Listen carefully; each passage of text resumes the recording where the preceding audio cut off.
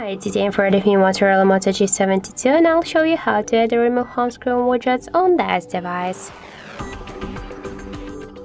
So first we should select the screen where we want to add the widget, and now we should hold for a while our home screen, and then we can see here the widgets icon.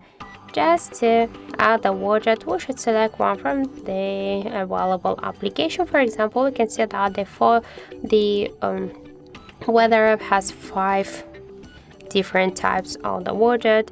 The Google News only 1, just the contacts 3 of the widgets. Calendar has also 2 widgets.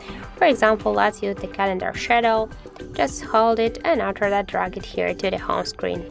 If you want to resize the widget, you should hold it and then we can make it bigger or smaller.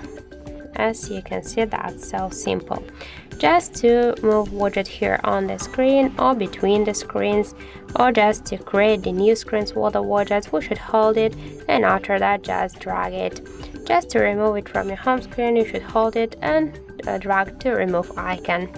So that's it. Thank you for watching, and if you find this video helpful, don't forget to leave a like, comment and to subscribe our channel.